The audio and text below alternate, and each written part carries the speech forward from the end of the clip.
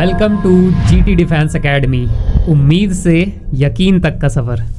मानव शरीर का कौन सा अंग इंसुलिन का स्राव करता है? Which part of human body release insulin? तो इंसुलिन पैनक्रियास करता है, अग्नाशय। भाई बिजली की जो वायरिंग के लिए निम्न में से कौन सा सबसे अधिक उपयोगी है? आप सभी को पता होगा कि बिजली के लिए आप कॉपर भी यूज करते हो, एल्यूमिनियम भी यूज करते हो, काफी 2-3 चीजें और यूज करते हो। तो जो सबसे ज्यादा उपयोग होता है वो आपका कॉपर होता है। भाई कौन होता है? कॉपर। रक्तचाप किस ग्रंथि के द्वारा नियंत्रित होता है? Blood pressure. तो ब्लड प्रेशर जो है एड्रिनल ग्लैंड के कारण आपका नियंत्रित किया जाता है। देखो ये क्वेश्चन इंपॉर्टेंट भी है और इसी टाइप का क्वेश्चन आपका किसमें आया था? ARO रानीखेत के पेपर में आपको देखने के लिए मिलेगा। ये 2019 का या 18 के पेपर में। अगर देखो दो चीज होती है आपके पास, एक तो होता है समांतर क्रम जिसे आप बोलते हो पैरेलल, और एक होता है श्रेणी क्रम। जब भी आपके पास समांतर क्रम की बात करेगा, पैरेलल की बात करेगा, तो फॉर्मूला बनता है 1/R1 plus 1/R2 plus 1/R3।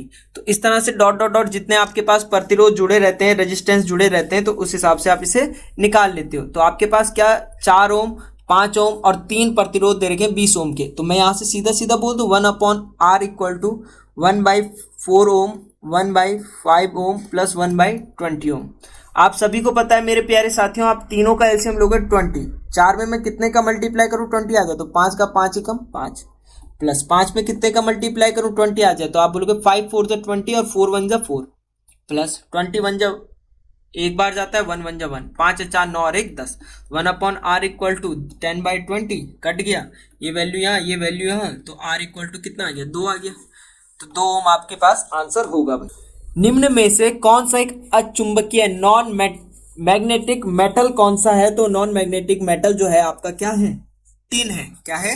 Tin. Question कह रहा है कि जब एक लटकते हुए कालीन को छड़ी से पीटा जाता है तो उसमें एक धूल के कण निकल जाते हैं। तो यह किस घटना का सबसे बड़ा उदाहरण है? अब देखो आपने 11वीं और 12वीं में आपको आपके टीचर ने, मतलब 9वीं 10वीं में, मुझे याद तो नहीं है किस क्लास में था ये चैप्टर, 9वीं 10वीं में रहा होगा, तो गति के तीनों लॉ आपको पढ़ाए होंगे। तो यहाँ जरूर ये एग्जाम्पल बहुत बार बताया जाता है। ठीक है, तो ये न्यूटन के फर्स्ट लॉ पर आधारित है, पहला नियम। ठीक है, कमेंट सेक्शन में अपना स्कोर जरूर बताइएगा। भाई देखो मैंने न्यूटन के तीनों लॉ आपको समझा रखे हैं एग्जाम्पल के साथ, और प्रीवियस ईयर में कौन कौन से क्वेश्चन आए वो सारे मैंने न्यूटन लॉ में डिस्कस किए हैं। भाई आप उस वीडियो को देख सकते हो।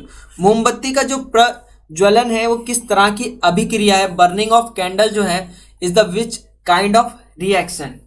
तो बर्निंग ऑफ कैंडल जो है एक्सोथर्मिक होती है, आपकी ऊष्मा क्षेपी होती है।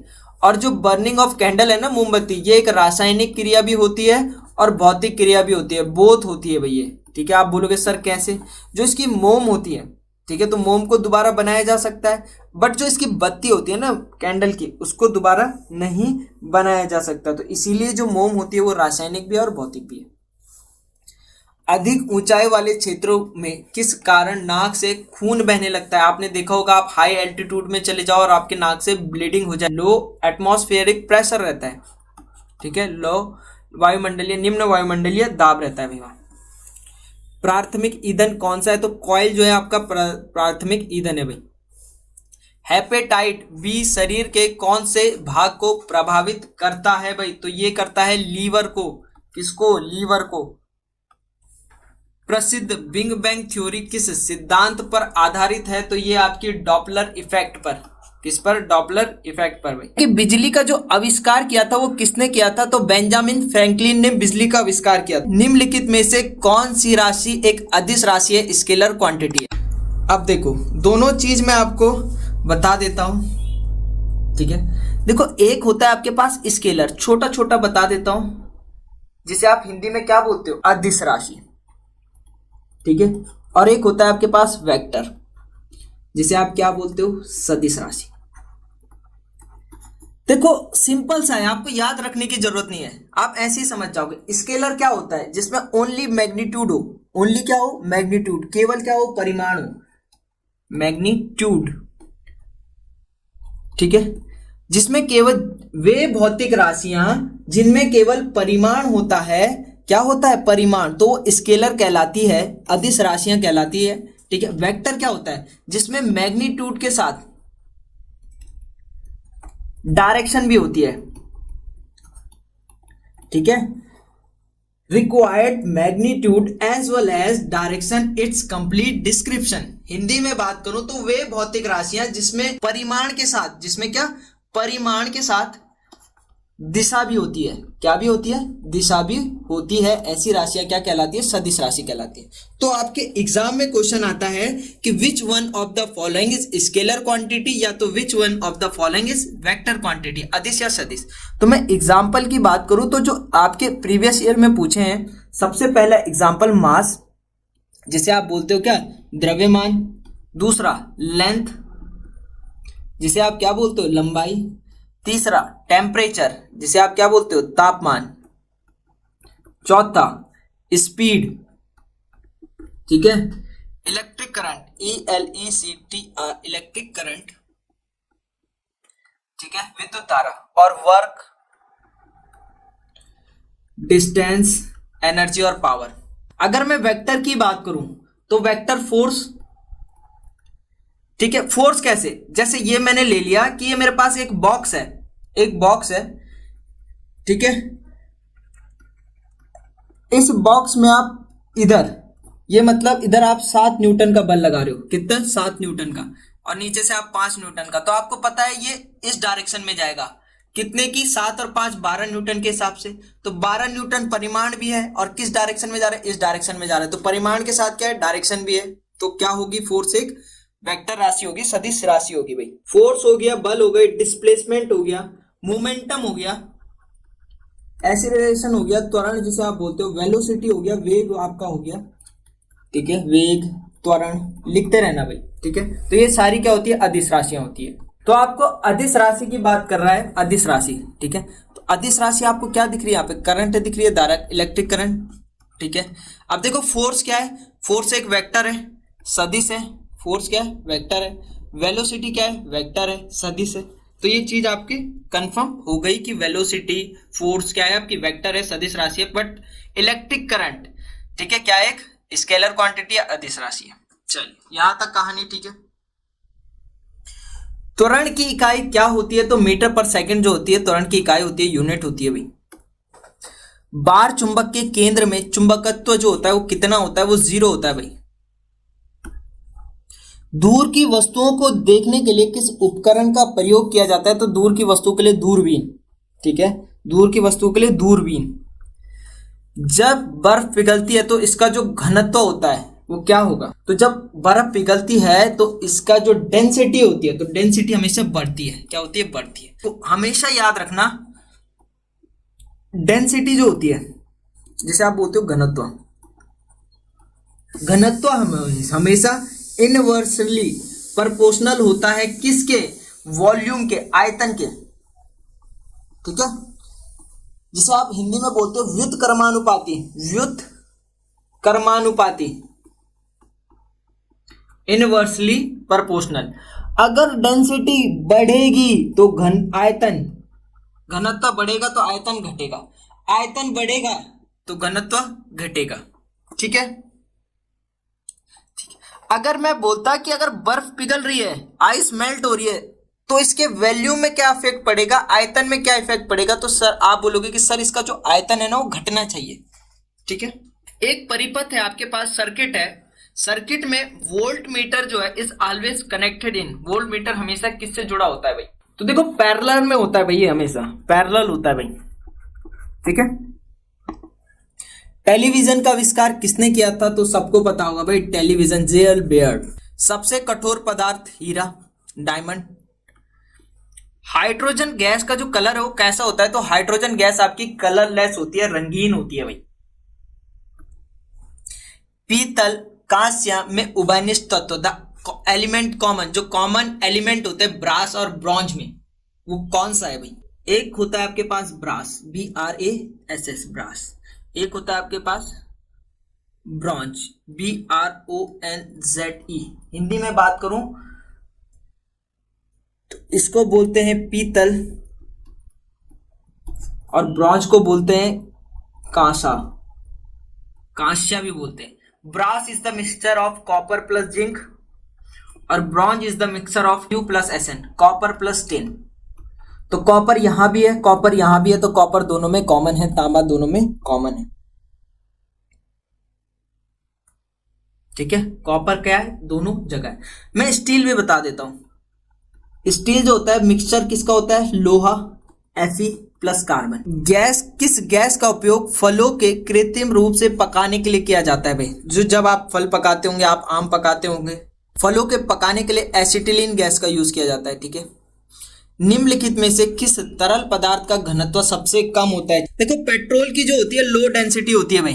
ठीक है, पेट्रोल की क्या होती है, लो डेंसिटी होती है। चूहे के जहर का रासायनिक नाम क्या है? तो चूहे के जहर का तो आपको सबको पता होगा, जिंक फॉस्फाइड, प्रीवियस ईयर में पूछा गया था भाई। लाल रक्त कणिकाएं या कोशिकाएं का उत्पादन कहाँ होता है? आरबीसी, रेड ब्लड सेल्स या कार्पल्स। देखो जो हमारा ब्लड बनता है, ब्लड हमारा कहाँ बनता है? तो तब आप आंसर दोगे बोन मैरो में। अगर आरबीसी की बात की तो आरबीसी का कार्यकाल 120 डेज का होता है भाई। अगले क्वेश्चन की तरफ, पीवी स्थिरांक क्या है? तो बॉयल्स का नियम है, बॉयल का लॉ है। निम्नलिखित में से कौन से विटामिन की कमी के कारण रतौंधी रोग होता है? रतौंधी सुना है ना आपने, नाइट ब्लाइंडनेस, रतौंधी, बिल्कुल सही, विटामिन ए। देखो मैं आज आपको एक शॉर्ट ट्रिक बता देता हूं। अगर आपके पास केमिकल नेम पूछे जाए, रासायनिक नाम विटामिन के, तो देखो ए, बी, सी, डी और ई और के। आपको याद रखना है रथ, एक, ट्रॉफी। रा से बात करेगा विटामिन ए की तो रेटिनॉल। ठीक है, बी के रासायनिक नाम की बात करेगा तो थायमिन, सी के रासायनिक नाम की बात करेगा एस्कॉर्बिक एसिड, डी की विटामिन नाम की बात करेगा कैल्सीफिरॉल, ई की टोकोफिरॉल और के की फिनोक्विनॉल। ऐसी कमी से होने वाले रोग ड्यू टू डिफिशियंसी, ठीक है, ए, बी, सी, डी और ई और के। तो इसमें याद रखना है रवे, सारे, वर। ए की बात रतौंधी, बी से बी की विटामिन बी की कमी से होने वाला रोग बेरी, सी से स्कर्वी, डी से रिकेट्स, ई से इनफर्टिलिटी, बांझपन जिसे आप कहते हो, और के से रक्त का थक्का नहीं बनता, ब्लड क्लॉटिंग नहीं होती भाई। ध्वनि तरंग का कौन सा गुण उसकी तारत्व तय करती है भाई? तो जो उसकी फ्रीक्वेंसी होती है आवृत्ति भाई, आवृत्ति तय करती है। वह यंत्र जो जल के अंदर की वस्तुओं की दूरी, दिशा तथा गति को मापने के लिए परसव्य तरंगों का उपयोग करती है, वो क्या कहलाती है भाई आपकी? सोनार इसका राइट आंसर रहेगा भाई। फ़ारेनहाइट में पानी का क्वथनांक क्या होता है भाई? बहुत आसान सा क्वेश्चन है, बस आपको चीजें पता होनी चाहिए। कभी भी देखो फ़ारेनहाइट में, देखो F इक्वल टू क्या होता है, ये फॉर्मूला याद रखो। F इक्वल टू होता है 9/5 फ़ारेनहाइट डिग्री सेल्सियस प्लस 32। ठीक है, अब देखो पानी का बॉइलिंग पॉइंट कितना होता है, क्वथनांक कितना होता है, बॉइलिंग पॉइंट, पानी का बॉइलिंग पॉइंट कितना होता है? तो 100 डिग्री सेल्सियस। ठीक है, तो ये हमारे पास सी की वैल्यू मिल गई, तो यहां से आप बोलोगे 9/5 इंटू 100 प्लस 32, 5 दूनी 10, 20, 9 दूनी 18, 180 प्लस 32, ऐड कर रहे होंगे कितना, 180, 2, 8, 3, 11 कैरी 1 और 2, एक और एक 212 डिग्री फ़ारेनहाइट। ऑप्शन सी आपका राइट आंसर रहेगा। ठीक है, आपको पर पता होना चाहिए कि बॉइलिंग पॉइंट कितना होता है। कोई क्या करता है, फ्रीजिंग पॉइंट को रख लेता है भाई, दोनों अलग अलग चीज होती है। फ्रीजिंग पॉइंट हिमांक अलग होता है। अगर मैं फ्रीजिंग पॉइंट की बात करूं पानी के, जिसे आप बोलते हैं हिमांक, तो फ्रीजिंग पॉइंट होता है आपका 0 डिग्री सेल्सियस। कितना होता है? 0 डिग्री सेल्सियस। तो दोनों पे अंतर है। ठीक है, बॉइलिंग पॉइंट अलग है, फ्रीजिंग पॉइंट अलग है, तो ये चीज आपको देखनी पड़ेगी अपने एग्जाम में। आधुनिक आवर्त नियम किसके द्वारा दिया गया? आधुनिक आवर्त सारणी आपने सुनी होगी, मॉडर्न पीरियोडिक टेबल, थी मौसले ने भाई। बायोगैस और सीएनजी का मुख्य घटक, तो बायोगैस और सीएनजी का मुख्य घटक क्या है? मीथेन, जिसे आप क्या भी बोलते हो, CH4, जिसे आप क्या भी बोलते हो, मार्स गैस। ठीक है, बिना बुझा हुआ चूने का रासायनिक सूत्र quick lime, chemical formula of quick lime CaO। क्या कहते हो CaO को? तो तब आप आंसर दोगे कि इसे कहा जाता है कैल्शियम ऑक्साइड। Calcium oxide. देखो कभी कभी सीधा आपके ऑप्शन में होगा कैल्शियम ऑक्साइड, CaO ना देके। देखो CaCO3 को क्या कहा जाता है? तो CaCO3 को कहा जाता है कैल्शियम कार्बोनेट। कैल्शियम कार्बोनेट, ठीक है। CaCl2 को क्या कहा जाता है? तो CaCl2 को कहा जाता है Ca से कैल्शियम, Cl2 से क्लोराइड, कैल्शियम क्लोराइड। CaOH को क्या कहा जाता है? तो CaOH के होल ट्वाइस को कहा जाता है कैल्शियम। Ca से तो कैल्शियम ऑक्साइड और दोस्त कैल्शियम हाइड्रोक्साइड। क्या बोलेंगे? कैल्शियम हाइड्रोक्साइड, ठीक है। चलिए, सिगरेट लाइटर में निम्नलिखित में से किस गैस का उपयोग होता है? भाई सिगरेट लाइटर तो आप सभी ने देखा होगा, तो सिगरेट लाइटर पे ब्यूटेन होती है भाई। SI पद्धति में लेंस की क्षमता की इकाई क्या होती है? तो ये डायप्टर होती है। धातु और अधातु दोनों के गुणों वाले पदार्थ को क्या कहा जाता है? तो उसे उपधातु कहा जाता है, मेटलॉइड कहा जाता है। क्या कहा जाता है? उपधातु, मेटलॉइड। देखो मिश्र धातु भी आपके एग्जाम के लिए इंपॉर्टेंट है। अब इसकी डेफिनेशन तो नहीं पूछी जाती, बट मैं आपको बता देता हूं। जब भी दो या दो से अधिक धातु को गलित करके मिश्र किया जाता है तो उसे मिश्र धातु कहा जाता है। जैसे अगर आपके एग्जाम में क्वेश्चन आता है पीतल, जिसे आप ब्रास बोलते हो,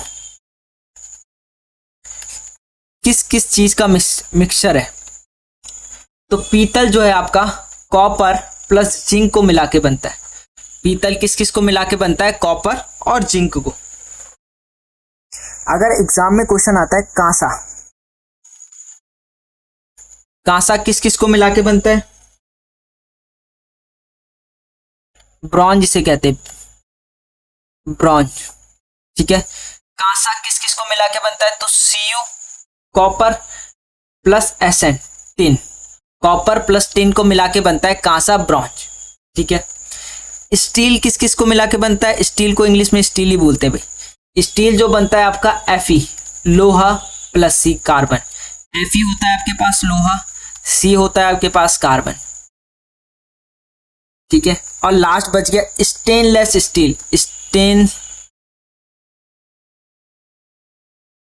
स्टेनलेस स्टील, ये किस किस को मिला के बनता है? तो ये बनता है आपका लोहा Fe plus nickel Ni plus chromium Cr plus carbon, ठीक है। आगे बढ़ते हैं। क्वेश्चन कह रहा है दंड चुंबक के केंद्र पर चुंबकत्व कितना होता है? तो 0 होता है भाई। मोमबत्ती का प्रज्वलन किस तरह की अभिक्रिया है? तो ये आपकी ऊष्माक्षेपी अभिक्रिया है, एक्सोथर्मिक रिएक्शन है। मोमबत्ती जो है ना आपका केमिकल चेंज और फिजिकल चेंज दोनों होता है भाई। रासायनिक परिवर्तन और भौतिक परिवर्तन दोनों होता है। क्यों होता है? क्योंकि देखो मोम जो है, मोम जल गया पर दोबारा तुम उसे मोम बना सकते हो, ठीक है। वो भौतिक परिवर्तन कहलाता है, जो उसी अवस्था में क्या आ जाए, वापस आ जाए। रासायनिक परिवर्तन वो होता है जो उसी अवस्था में वापस नहीं आ सकता। जैसे आपने दूध से दही बनाया, तो दही से दूध बनाओगे नहीं ना, उस अवस्था में वापस नहीं आ सकता, ठीक है। तो ऐसी मोमबत्ती है, मोमबत्ती उस अवस्था में आ जाएगी, तो मोमबत्ती हो गई आपकी भौतिक परिवर्तन। और जो उसकी बत्ती है, बत्ती जल जाएगी तो राख राख हो जाती है, तो बत्ती जो है रासायनिक परिवर्तन है। तो मोमबत्ती जो है बोथ है, रासायनिक और भौतिक परिवर्तन। आगे है चींटी और मधुमक्खी के डंक का जहर, मतलब चींटी और मधुमक्खी के डंक में कौन सा जहर होता है? तो इन दोनों के जो डंक है उन पर फॉर्मिक एसिड होता है। कौन सा होता है? Formic acid. पीएच स्केल का उदासीन मान कितना होता है? ठीक है, सबसे पहले मैं आपको पीएच स्केल बना के दिखा दूंगा कि 0 से 14 तक आपकी पीएच स्केल होती है और मिड में एक नंबर होता है 7, जिसे आप बोलते हो उदासीन, न्यूट्रल, ठीक है। अब आपको पता चल गया होगा उदासीन कौन होता है, 7 के बराबर होता है, ठीक है। अगर कोई भी स्केल 7 से कम हो तो वो एसिडिक होती है, एसिडिक, एसिडिक जिसे आप बोलते हो अम्लीय, और 7 से ज्यादा होती है तो उसे बेसिक कहा जाता है, जिसे आप बोलते हो क्षारीय। यहां तक कहानी ठीक है? बोलो हाँ या ना। अम्ल वे पदार्थ होते हैं जो स्वाद में खट्टे होते हैं, स्वाद में क्या होते हैं? खट्टे, और जो है नीले लिटमस पेपर को लाल कर देते हैं, नीले लिटमस को किसमें चेंज कर देते हैं? लाल में। क्वेश्चन आता है कि नीले लिटमस पेपर को लाल में कौन चेंज करता है? तो अम्ल करते हैं। अगर मैं क्षारीय की बात करूं तो क्षारीय जो है स्वाद में कैसे होते हैं? स्वाद में होते हैं ये कड़वे। स्वाद में कैसे होते हैं? कड़वे।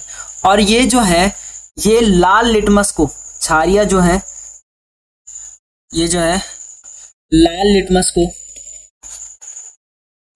नीले में बदलते हैं। अगर आपने सरकारी स्कूल में पढ़ा होगा तो सरकारी स्कूल में आपको लिटमस की टिकड़ियां मिलती थी छोटी छोटी, जिसको आप घर में भी लाते थे, है ना? तो वही होता है लिटमस। ठीक है। नवीन बिष्ट, आशु रावत। चलिए देखो, जो प्योर वाटर होता है या डिस्टिल वाटर होता है, प्योर वाटर वो उदासीन होता है। उसका पीएच कितना होता है? शुद्ध जल का पीएच होता है 7। आपको याद रखना है। ठीक है। नॉटिकल मील प्रति घंटा इकाई का उपयोग निम्नलिखित में से किसकी गति को मापने के लिए किया जाता है? तो ये जहाज की गति को मापने के लिए इसका उपयोग किया जाता है। ठीक है। प्राकृतिक गैस का मुख्य घटक, प्राकृतिक गैस का मुख्य घटक मीथेन, जिसका फॉर्मूला क्या होता है? CH4, जिसे आप क्या भी कहते हो? Marsh gas. जिसे आप क्या भी कहते हो? मार्स गैस भी से कहा जाता है भाई। आवेश के प्रवाह की दर को क्या कहा जाता है? तो आवेश की प्रवाह की दर को धारा कहा जाता है। क्या कहा जाता है? करंट। निम्नलिखित में से कौन सा भौतिक परिवर्तन है? आप सभी को मैंने बताया कि भौतिक परिवर्तन क्या होता है? जो उसी अवस्था में वापस आ जाए। जैसे आपने ये बर्फ ली, क्या ली? बर्फ। बर्फ पिघली, क्या बन गई? पानी बन गया। क्या बन गया? वाटर बन गया। अब इस वाटर को दोबारा तुम बर्फ बना सकते हो, आइस बना सकते हो? तो बिल्कुल बना सकते हैं। तो इस तरह के चेंज क्या होते हैं? भौतिक परिवर्तन होते हैं, फिजिकल चेंज होते हैं, जो उसी अवस्था में वापस आ जाए। केमिकल चेंज क्या होते हैं? चलो फिजिकल चेंज मैंने आपको बता दिया कि बर्फ का पिघलना इसमें फिजिकल चेंज है। देखो रासायनिक परिवर्तन, जिसे आप बोलते हो केमिकल चेंज।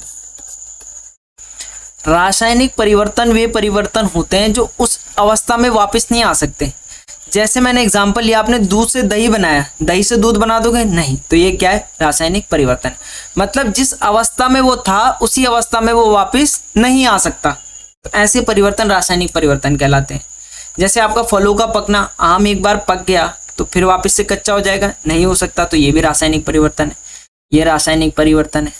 ये भी रासायनिक परिवर्तन है। अंगूर का किण्वन, ये भी रासायनिक परिवर्तन। तो ये तीनों एग्जाम्पल रासायनिक परिवर्तन के थे और ये भौतिक परिवर्तन का था। ग्रेफाइट और चारकोल एलोट्रॉप्स होते हैं किसके? कार्बन के। लाइसोसोम को क्या भी कहा जाता है भाई? लाइसोसोम, आत्मघाती बैग। अब कोशिका का पावर हाउस किसे कहा जाता है? पावर हाउस ऑफ सेल किसे कहा जाता है? माइटोकॉन्ड्रिया को। किसे कहा जाता है? माइटोकॉन्ड्रिया को। बोलो हाँ या ना। चलिए आगे है, निम्नलिखित में से कौन सा मानव मस्तिष्क का मुख्य सोचने वाला भाग है? तो सेरेब्रम होता है। प्रमस्तिष्क जो होता है वो हमारा सोचने वाला भाग होता है भाई। देखो सोचने वाला, सीखने वाला, पढ़ने वाला, बोलने वाला, भावनाएं, जिसमें सब भावनाएं और सब जो नियंत्रित करता है वो सेरेब्रम करता है, प्रमस्तिष्क करता है भाई। कौन सी अधातु कमरे के तापमान पर तरल अवस्था में पाई जाती है भाई? अधातु की बात कर रहा है, नॉन मेटल की बात कर रहा है। अगर वो नॉन मेटल की बात करेगा तो आंसर होगा ब्रोमीन। नॉन मेटल अधातु की बात करेगा तो ब्रोमीन। अगर धातु की बात करेगा, क्वेश्चन अगर पूछता है कि कौन सी धातु कमरे के तापमान पर तरल अवस्था में होती है, तो तब आप आंसर दोगे भाई पारा। पारा जो है तरल अवस्था में होती है।